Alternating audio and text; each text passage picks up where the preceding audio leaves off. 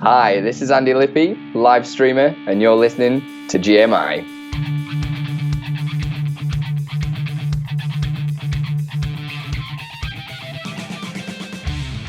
Hello and welcome to GMI, the Guitar and Music Institute. My name is Ged Brockie, and today I'm bringing you a very wonderful person. His name is Andi Lippi. His speciality is live streaming, and Andy knows an awful lot about it. He creates videos to help people around the world live stream. Now, this has predominantly been gamers in the past, but as we've seen with a couple of the recent podcasts where I'm talking to classical and jazz and rock musicians, everything's changed with the pandemic. So live streaming definitely gives us an opportunity to get out there, and really it doesn't seem that a lot of musicians are engaging that much with it so far, or have engaged with it in the past. You're really going to be interested if you're looking for different ways to connect with people around the world. Andy's got a wealth of knowledge and a great reservoir of videos, and he's online on various platforms. You'll hear about that in a minute. Just by listening to this podcast, you can get 15% off any of the GMI Guitar Shop products. Just come on over to the guitarandmusicinstitute.com website and go to any of the podcast episodes, and you'll see there's a code there. Copy that code when you go along to the gmiguitarshop.com and you can get 15% off. Now, if you like how GMI Guitar Shop is actually structured, then that's down to Shopify. GMI are working with Shopify to offer you a 14-day free trial if you have products or services that you want to get out there to the world. We have used Shopify now for at least 2 years. It's a fantastic offering. It's not expensive. It's really well thought out, and it's got masses of support. So if you have any products or ideas for a business or services and you want to get out there, head on over to today's podcast and just click the link and you'll get 14 days free on Shopify. Okay, coming up now is Andi Lippi telling us all about live streaming. Andy, it's Andi Lippi. I've got a real celebrity on today, folks. It's great to see you, Andy. Thanks for doing the podcast. No, it's an absolute pleasure, Jed. Thank you for reaching out. I can't wait to see what you're going to ask me. I'm a little bit nervous, if I'm honest. Nothing to be nervous about. It's just this whole coronavirus and the world that we now live in has kind of changed things, and many people, wrongly in my opinion, think that everything's just going to go back to the way things were.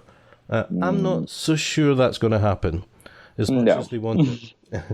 So what you're about, is, as much as I've seen, is live streaming. You're a bit of a guru and you're bringing things forward. And I was so excited that you said yes to this, because I think live streaming could be the future. Could you maybe tell the listeners around the world about what you do, Andy, and your vision for the future in terms of all of the live stream content and platform?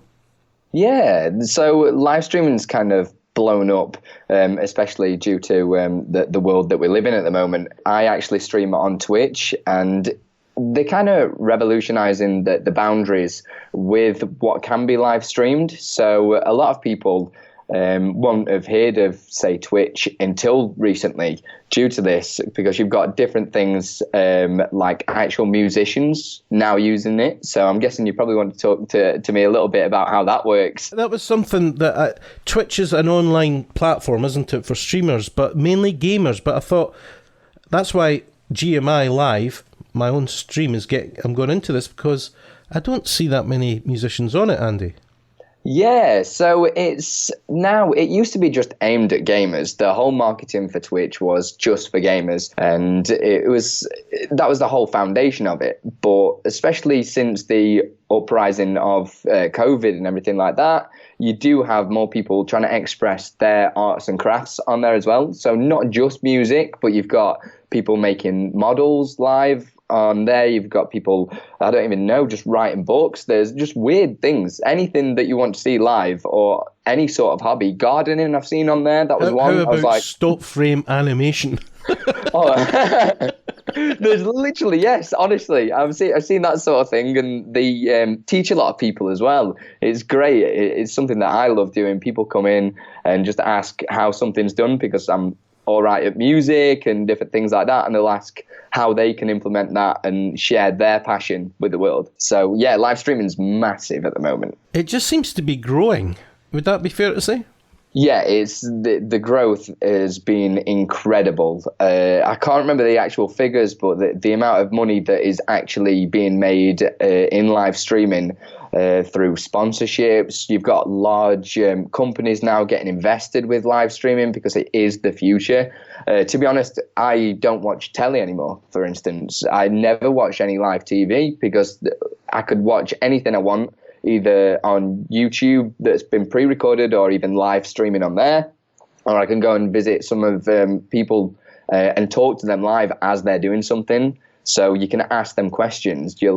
I do streams from time to time where I go more in depth with OBS, the software that you use for broadcasting, and people come in and ask me questions whilst I'm live. So all them burning questions that you ever have, rather than just leaving a little comment on a YouTube video, you get to speak to somebody live in the moment. So I think it's just bringing kind of people closer together as well. Yes, I mean, let's face it, the terrestrial broadcasters are just pouring poison in our ear anyway. But that's a big jug you're drinking out of. Oh, yeah, yeah. Andy's drinking out what looks like a massive, giant tankard, glass tankard, if that's not an oxymoron, which it probably was. But anyway, yeah, that's it, because, okay, I'm going to tell everybody and you my dirty little secret. When I was a kid, I was really into model railways, and seeing that I'm getting on a bit, you know how everything's arch form? So, yeah, I'm getting back into it again. And I remember as a kid, I think it was the BBC, actually put on something about model railways, and it was this guy, I don't know what his name was, he had a handlebar moustache, and he was a very English sort of gentleman. And I remember how excited I was that a hobby that I was interested in, it was actually on mainstream telly. Now, everything's catered for. You go on YouTube or anywhere, and it's like the depth that can go into, they could never do for us, could they? Yeah, exactly. I'm going to take another example of a guy that I saw recently just building Lego. He bought the big Death Star from Star Wars as Lego, and he was just doing a build through, and you get to watch all these Lego enthusiasts. I think he had about 1,000 viewers as well. I take it he was 48, was wearing brown corduroy trousers, and was still living with his mum. No comment. You'll end up an alcoholic, I'm telling you, they all do. Yeah, I mean, it's just absolutely amazing. And why do you think, am I right to say that musicians have been a little slow to come to this party? Genuinely, yes. I definitely do believe that. I don't understand why, because most musicians love technology. Like, we all love technology. It's what we live and breathe. When you're in a studio, how many gadgets have you got around you? It's one of them things I was a little bit concerned about. There should be more musicians on there. I mean, there has been an uprising of musicians, especially actual professionals. I get emails no end now from bands in town saying this person's live streaming, this person's live streaming. So I think people have started to realize that could be the next level of gigging, because there's a lot of revenue there as well. You get an exposure, and it also allows you to just reach your audience in a more personal level. So before we get on to things like Filthy Lucre and all of that, you said something just before we went on to interview, and that was about how easy it was. Now, I'll be honest, Andy, I haven't found it unbelievably hard, but I haven't found it a cakewalk to get into live streaming. Can you maybe, and that's because from a musical point of view, there's a lot about microphones and this and that and the next thing. But if someone isn't doing that, let's just say they're, I don't know, painting. How easy would it be for someone who was painting to get into live streaming?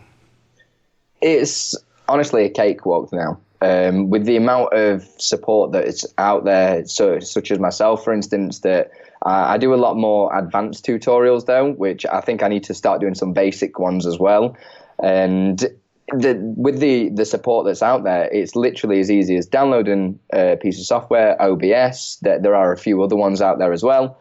and literally pressing start streaming, because all the support and the kind of hand holding through the setup process is all done for you in a way. And then if you do get any sort of issue, you just literally Google that issue, and there'll be forums left, right, and centre. So what sort of equipment would you need? What would be a basic setup for musicians, or indeed anybody who might not have thought about live streaming? What would they need for a basic setup? Well, I'm not going to lie, this might sound a little bit silly, but with all the apps now, you can just stream directly from your phone. And we all know in today's, or your new iPhones and your Samsung phones, everything like that, their cameras and their microphones are actually getting pretty decent. I mean, it's still a phone. It's not going to be as good quality as using an actual XLR mic. But if you were just getting started, for instance, I've done a gig on Twitch where I was doing a band practice, and I was with a new band, and we thought we'd just live stream it. Literally nothing else, just an iPhone on a tripod, and we just played it all. Yes, the bass and everything, due to compression, didn't sound too great, but you could hear the songs. So that's all you need. You just need a phone, a tripod, and away you go. Wow. And what sort of software? You talked about OBS. Could you maybe tell the listeners about OBS? Yeah, so OBS is called Open Broadcasting Software, and that's available for literally every single platform, which is great because the user base is getting massive now. And that's because I started using a Mac at first, because working in a studio, I always do a lot of music recordings, and I just find Logic a little bit easier to use for me. I know there's obviously other software out there that you can use, and starting streaming on OBS on Mac was a little bit of an issue.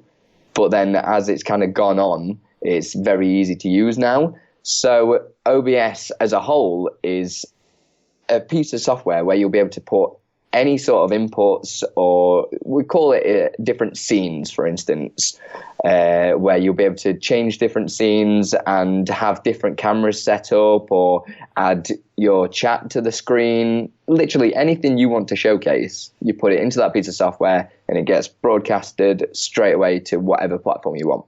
What I found really exciting about OBS is the sort of hive mind structure of it, where people all around the world are, it's open source. They're making things up for people. For example, I was looking at various multi-stream solutions, so I could stream my stream to Facebook, to YouTube, to Twitch, etc. And someone's just come up and written something that works for nothing. Yep. And that saved me $15 a month.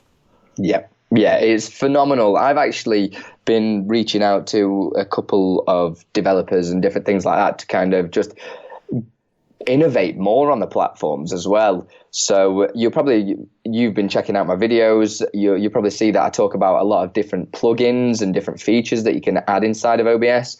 And I'm going to kind of name drop him now, Exeldro. He's quite a close friend of mine now. And I come up with ideas, and he literally just puts it into action. So now Amazing. It's incredible, the people that you meet. He's from the Netherlands as well. So it's just bringing people closer together that are miles away. And it's great that everybody shares the kind of same passion for it as well.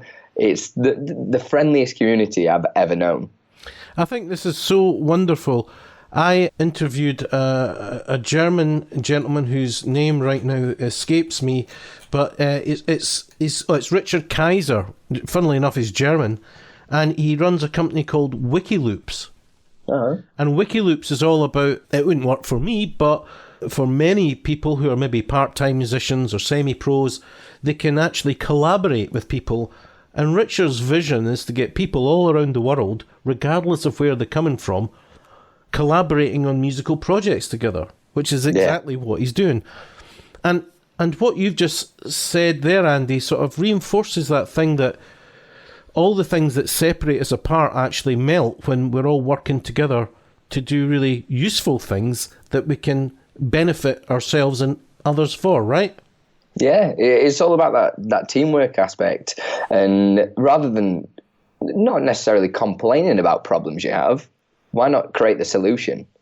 If you've got an idea, to me, ever since I've started doing Twitch and broadcasting, it's always been about the innovation and taking everything to the next level. What hasn't been done? Create the new standards of streaming. So yeah, it's so nice that only happens when people collaborate together. It's like, for instance, this podcast. I wouldn't be able to share my thoughts on OBS and branch out to more people if it wasn't for yourself getting in touch. You see, with Twitch, what sort of numbers of people, how does that work, Andy, for people maybe who don't know it? I'm assuming that you will do a live stream on Twitch, and then you might make a highlights program, and the thing may stay up. So there may be a whole bunch. What sort of numbers watch you live, and then how much is it watched after the event? Because I have to say that your friend on the OBS forums is now putting up your videos there, so that must be having a great effect as well. Yeah, that's huge. For things like that, it's all about just kind of working smarter, not harder. So whenever you've finished a stream, you can download that directly to your computer, or if you want to get a little bit advanced, you can record at the same time. So you can cut elements out, like background music if you wanted to as well. I won't get into that now. And working out what the best kind of way of managing that as well. So when you're live streaming, that's where I probably get most of my viewership. But obviously, starting from scratch, you start from that big zero number of viewers, which there is a good cheat to get past that, which I'll give you a free hint, is just leave your own phone on, get your partner to leave her phone on, get your family to watch you, just anybody that's about, different machines. You'll be on 5 viewers, 10 viewers before you know it. And then the rest, you'll get ranked higher in the videos, so you'll be able to get more viewers in as if by magic. I mean, for me, I've only done 2 live streams on Twitch, but I've already got people following me. I couldn't believe it. Yeah, so, yeah. And I've doubled my viewership live from 1 to 2. Oh. So you can use see my little 2 secrets, and you'll triple. Easy as that. The nice thing about Twitch is everybody wants you to succeed. Everybody. It doesn't matter, even if you get like trolls coming in, people that kind of. Now, I've seen some of that stuff. I've seen even, I think, do you have a troll or two? Yeah, I actually call my stream the troll stream because I give people the power to break it, basically take control. For instance, if somebody donates a certain amount of money, then it crashes the whole stream and gives it the blue screen of death. It's quite comical. So we call it the troll stream because they take control. So I'm probably not the best person to talk about trolls because everybody in my stream is. So you're going after the troll vote, is that right? Yes, that is it. But we're all the same on the internet, and you do get people that come in to try and say obnoxious things and different things like that. But as long as you just take everything with a pinch of salt, it's ever since the internet was around, we've always had that thing, and I think we always will have that. But as long as you just not keep yourself to yourself, but just take everything with a pinch of salt and just don't worry about it. Okay, so we have Twitch, and obviously we can stream onto YouTube Live and Facebook Live. Now, there is another thing that I wanted to talk about, which is quite interesting. I've not really interfaced with it at all. It's called Discord. What's Discord all about? Discord's a wonderful place at times. Again, it can be quite a troll haven depending on your audience. For instance, I use Discord to just connect with my viewers and even people that just need help. So it's like a giant chat room that you create and you monitor. And obviously you can get some moderators to help you with that. And you'll be able to just create different channels for help. For instance, I've got one that's called Stream Aid, similar to my YouTube playlist. So if anybody has any streaming questions, because we're kind of the hive mind, like you say, there's a lot of streamers in that Discord together. We can all help each other out and even do some cool things in there, like live streaming or potentially doing movie nights and really connecting with the viewers. So what's a movie night? So a movie night would be where we all watch the same film. at the same time, and you can be just on text chat or voice chat, just like you sat next to each other, but you're not. Discord, is it really another messenger?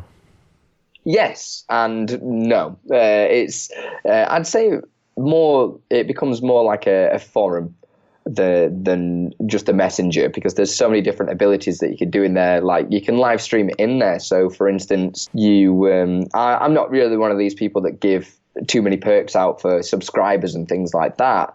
But you could create private streams, like one-to-one tuition in there, and only certain people could get into that if they need to. Or if there was secret tips and tricks. I follow somebody that does FIFA football, for instance, and he gives his predictions and things like that to his subscribers, so nobody else can get their hands on it. So it's quite nice. It can be quite a reward for people that help support your content that you create. Yeah, I'll look at Discord, but I think it's a little bit down the line for me, one step at a time.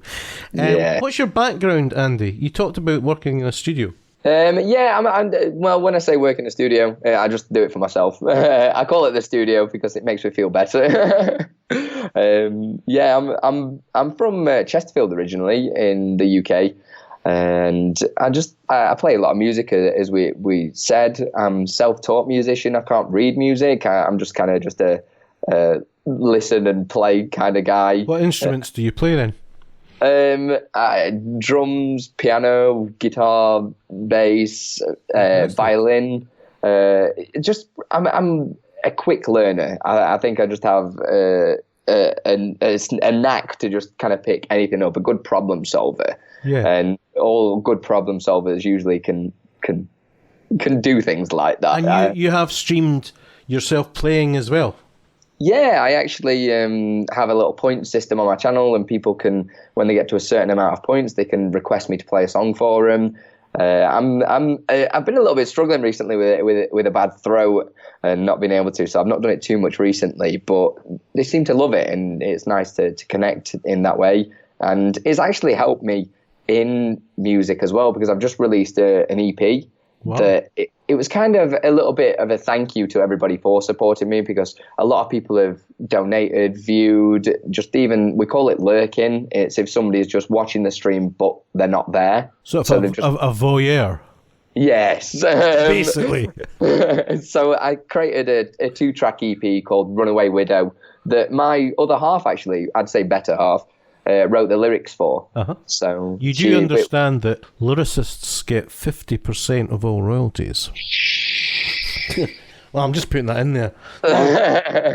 So Andy, how many people actually follow you on Twitch?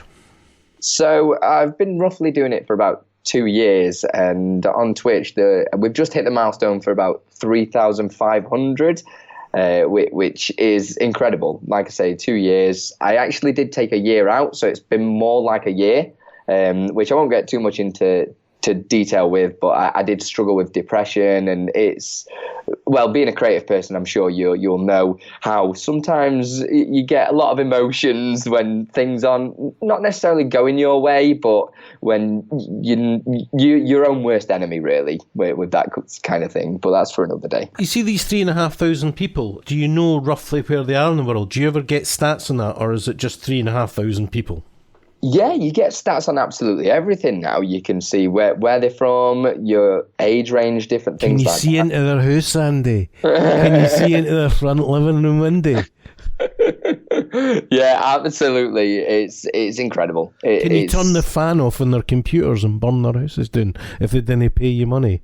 Shh. They're the secrets that you'll have to subscribe on YouTube to find out. So the question I have to ask, because some of you, in recent weeks I've noticed, because I subscribe to your YouTube channel, there's a lot of output. How long are you spending a week on creating content? And the second part of this question is, how do you manage to kind of, the three-legged stool approach, rest, work and play? How do you keep that in check? Yeah, so luckily I'm a very good multitasker. They actually on stream they call me the king of multitasking, because I'll be playing a really in-depth game, but reading chat out loud and keeping track of everything at once. And that comes in great hand in hand with creating content, because for instance, the content that I do put out, like you say, I've been doing roughly 4 videos a week, something like that. And the trick is with that is do everything in one take. Less editing work. So I'll just literally film a video all in one take and just be like, okay, that's it, that's done. Because I go straight to the point, as you probably know. I have noticed that sometimes you're having a meltdown inside because the dog's barking. Yeah. I'm surprised they're not barking now, to be honest, Jed. I always think that's a funny one when I can just see inside you're going, shut up! But no. Yeah. But I think that, again, that's another thing that brings us back to being so human, like we spoke about before we started the podcast, about being more human. And we were talking about just being down to earth, really. And you don't have to pretend on the internet. You can just be yourself. Somebody will love you. So does that mean that you do your work in maybe one day? What I'm getting at is kind of, I remember I went along to a YouTube conference quite a few moons ago, and the feeling that I got, and I think I actually said it in the actual, when they put the sort of the machine on your head and suck your brains out, I think I said, well, there has to be something else other than just watching and creating YouTube videos, because that's all they would have you do. Do you make time to get outside, smell the fresh air, look at the flowers, walk in the woods, lurk, and be a voyeur in the woods? Do you still keep time for that? That's what I'm asking you.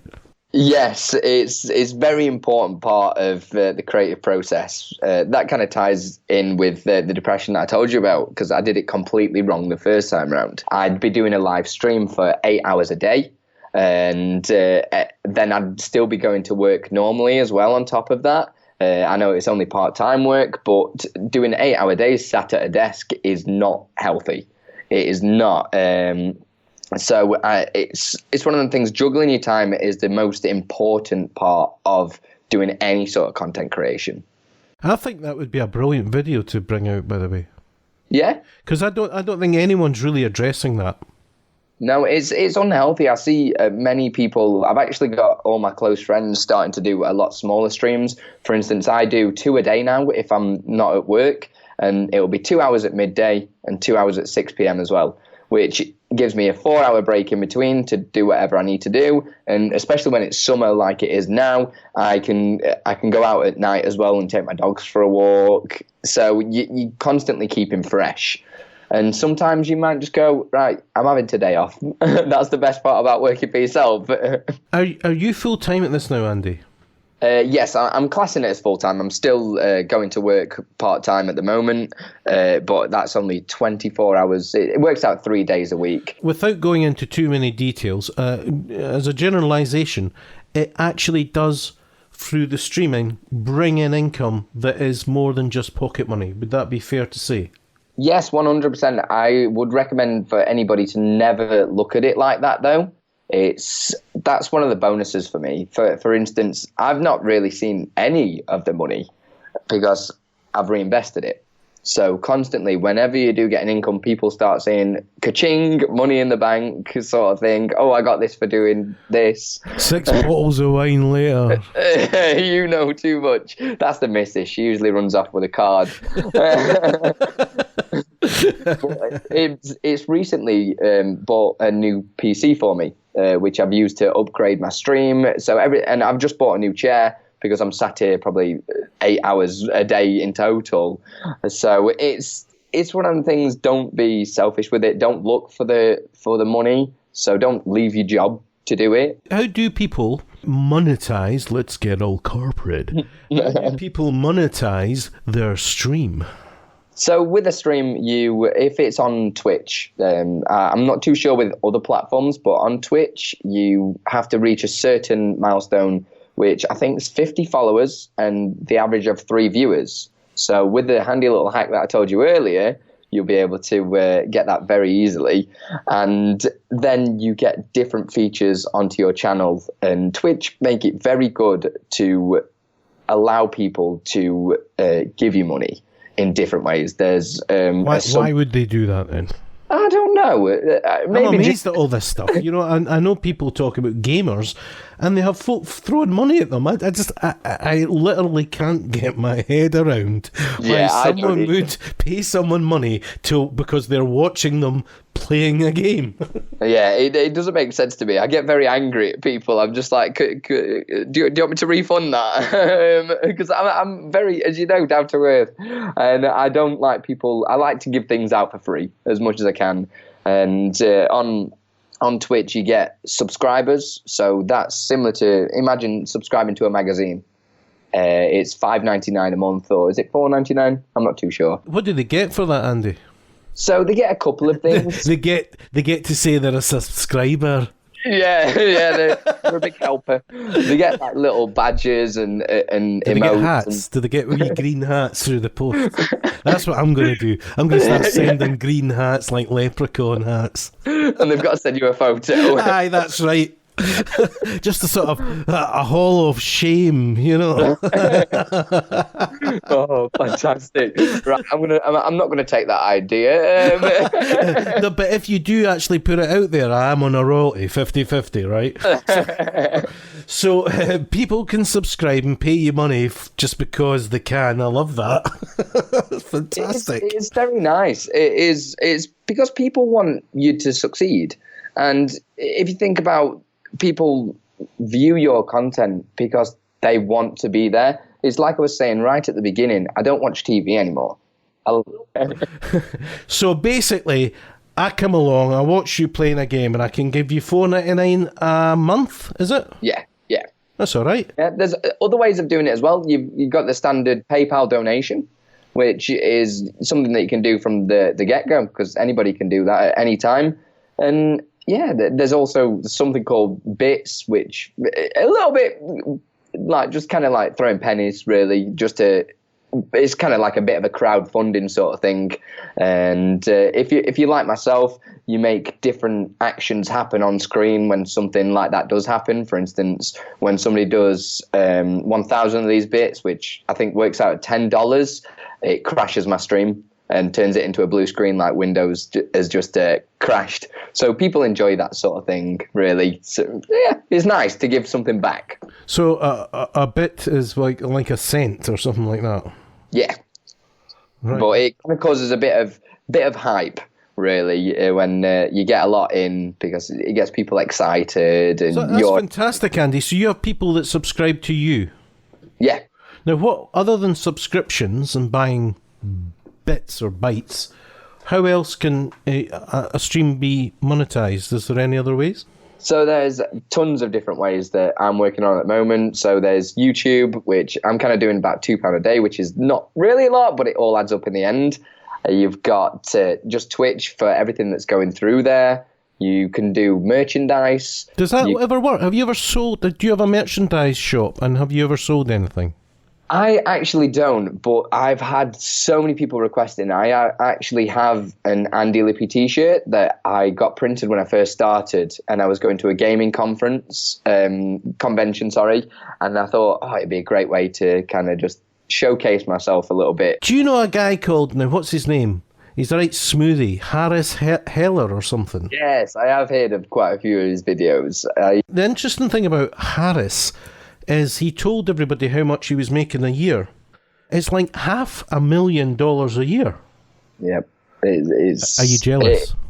I don't really. I'm a kind of guy that likes to just. I'm very down to earth. Like I keep saying that. I'm not about having things. Terra firma sort of individual.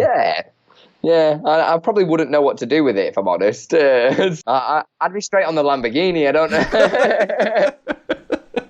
That's right. I had a friend round the other day. He's got a studio, fantastic guy, and we were just catching up. Basically, he was talking about moving, getting a bigger place. He's an older guy, family. I mentioned to him about the whole live stream thing, and I think surely studios have got to be looking at not just offering recording facilities, but the ability to have live streams so they can more or less create a video with cutting between, with these the Atom Mini Pros and all that, cutting between the cameras.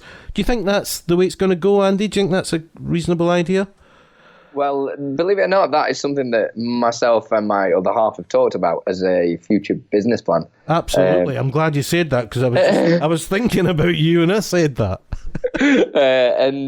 Being obviously quite knowledgeable in the area, it'd be very fitting for me to jump into that role. But it definitely is the future, because there's so many people that want to see and connect with people. Because imagine you're writing an album, everybody loves looking at the behind the scenes stuff. Yeah, even though it's boring, everybody loves it.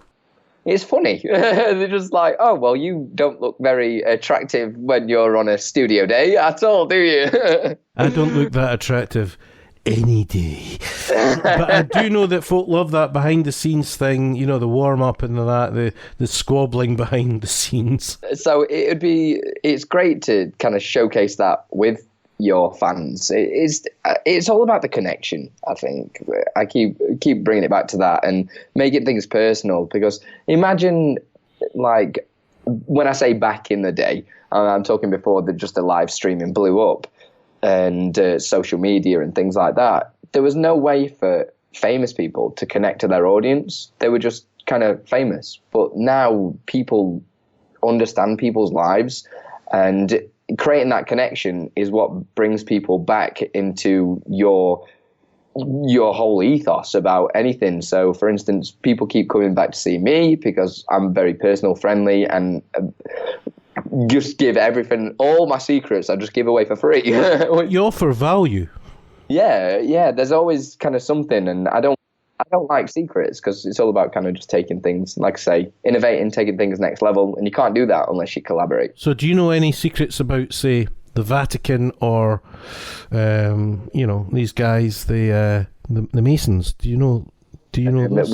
That'd have to be for another session. Is that another podcast? Yeah. Isn't it really, the fact is that there is one thing that kind of not bugs me, that I've watched, is there are so many people offering you advice on how to do things, but there's not enough people. Is there more people showing you how to do things than there are actually doing it? Yeah. It's a bit like these things about, I don't know if you've seen it, this English guy who's really smooth, and he's always he's sitting in some big office over, and it looks down onto a beach behind him, and he's talking about, I used to have I had a great job and all this, and I have the family and all that, but I didn't have any, always major on, I didn't have any time to spend with the family, and that's until I found out about passive income. Yeah. And then what you find out is there's millions of these adverts of people saying exactly the same stuff and saying it's his system, that they're not actually producing anything other than telling you. It's a massive pyramid scheme. Yeah. Have you seen it? Have you seen that guy? It's unbelievable. Pyramid scheme. It's like you could, I've had folk for Sweden, I've had folk for Scotland, folk for America, and they all say exactly the same script. I wanted to spend more time. I had a really brilliant job. I threw that away to have passive income, making YouTube videos and spending more time with my family. They're always super smooth. I love them. Maybe I should sell out and do that. I wish you would, man. In fact, I wish you would just do it for a laugh. Don't put it past me. Don't put it past me. I've just done a cover of YMCA and called it DMCA. That would be brilliant. I didn't have lots of money, but I've decided just to throw it all away and make passive income. I mean, what is passive? Do you know who made that phrase up? Passive income. don't know. It's funny. It's great. It is great. It's income that doesn't care who you are. It's completely The end of the video passive. is, my wife and kids have left me now. That's right, before and after. I live in a box. What is your view on live streaming? Where do you think ultimately this is going to go, Andy? Can you look into the crystal ball and tell us what you see as you mix the runes in front of you? If I can mix my metaphors, and I do. Well, the future is just, it's like anything. Imagine technology, how fast processors have come on. It's very exponential and it's very quick, but it always gives you the point of when's the end. It's always difficult to keep pushing forward, whereas live streaming and Twitch are very big at the moment, and it's kind of in the area of where is it going to end, when we're going to kind of level off a little bit. For instance, the amount of kind of innovations that I come up with and Exceldro comes up with, the little things to make streams more interactive, for instance, it's all right, that's done now, but what's next further on? It's hard to keep up. And I tell you, Edinburgh is one of 4 UK cities that has now got that super duper fast internet connection for true fibre. Yeah. That's right. You can get is it a gig? A gigabyte. Now that's a game changer, isn't it? 100%. I mean, when you think how many videos, things that people do upload to YouTube, how quick it is to upload high quality videos now, and with your upload speed when you're live streaming, the quality that you can pump out, if Twitch allowed it, you could do 4K streaming and 60 frames a second, which is phenomenal. Just that's better than watching it on telly. The trouble is, not everyone watching it could see it, could they? No, but then with the fact of changing the resolution like you would do on a YouTube video, anybody can watch it however they want, which is just, it's so available for everyone. If you wanted to hear it just like a podcast, you can change it to audio only. So it is available to anybody, and it doesn't matter what sort of internet connection you've got. But giving them that option by giving them the highest quality setting and the lowest quality just increases viewership. I think there's going to be a lot of people looking at what you've talked about in terms of offering not just a studio solution, but a performance live stream solution. Yeah, I've actually helped a couple of guys out in a band that were setting up a live rig, a couple of cameras, and they'd set scenes to automatically switch between each member. And I kind of got them to go a bit next level. I was like, why don't you add some panning in there as well? So zoom the camera in a little bit and allow OBS to move the elements around the screen. So rather than just having static images, you could just press a button and it'll constantly just switch between people, panning in, zooming out, different things like that by automating. So that sounds really interesting. I'd like to know about that. Yep, it's using the motion plugin that Exceldro made. That it started off by pressing. If you press a button, it moves from one point to another point, and now it's got to he started adding more and more to that. Again, we create so many ideas. The growth is exponential and crazy. But then when does that idea end? But now you can. The possibilities are just endless. I don't know how to even begin explaining what I do on my stream. That's what I found quite overwhelming for a while. To be honest, Andy, I've got a Stream Deck, so that's like it's basically a fancy macro machine where you click a button and it does stuff. But there was a whole thing of, I didn't just want to turn a camera on and start playing guitar. I wanted to create a show. And that meant creating multiple scenes and all of that. And it can be quite overwhelming, I think. Yeah, I mean, that's why I do the tutorials that I do. I'm sure, as you know, looking on YouTube, there are so many people that just happen to get the videos to go over 10 minutes for that extra ad revenue. And I'm not like that. I get straight to the point. If a video needs to be 1 minute long, that's it. It will be 1 minute long. If it needs to be 5 minutes long, it'll be 5 minutes. Rather than getting a video and you waiting 3 minutes to find, that's still not the piece of information I need. You fast forward another 2 minutes. okay, here it is, and that piece of information lasts 30 seconds, and then you've got another 5.5 minutes of a video that you don't really care about. Yeah, there's a one that I watch called My Mate Vince, and it's a guy called Vince who basically fixes stuff in his house. He seems to have the most accident-prone or breakdown-prone house in the world, right? It's his washing machine, his freezer and all that, and it's really kind of incredible, but I've kind of rumbled him. Two things. He pretends he knows absolutely nothing. Yeah. And the second thing is, his videos are about an hour and a half long. Yeah. And I think, yeah, I know what you're doing, Vince. We all know. We've rumbled you. Basically, to sum up, would you think that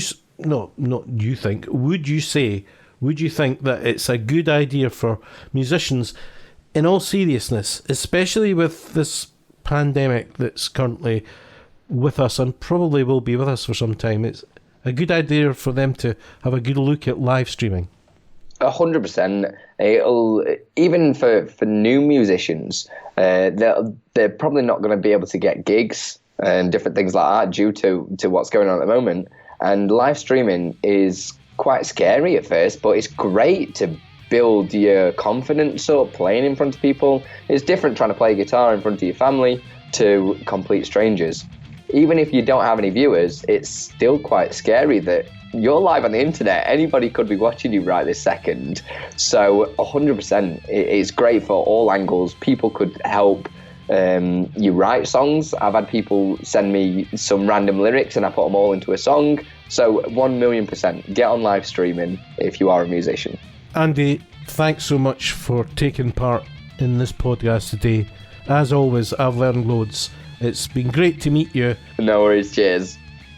Well, as I said at the top of the show, Andi Lippi's a bit of a live wire, and that podcast interview certainly proves it. He's got so much to offer and he works incredibly hard making content for people around the world. I would really urge you to consider at least looking into live streaming. It's really quite thrilling. I found it quite challenging, to be honest, with certain audio requirements, but that's got to do with acoustic guitars and microphones. Depending on what you want to do with your live stream, it could be a very, very easy thing to do. Just basically switch on and go. That's it for another show. I've really enjoyed putting this one together. I've got something in the pot which I've got to follow up, and hopefully you're going to enjoy that as well. So from me, Ged Brockie, thanks for listening. Bye for now.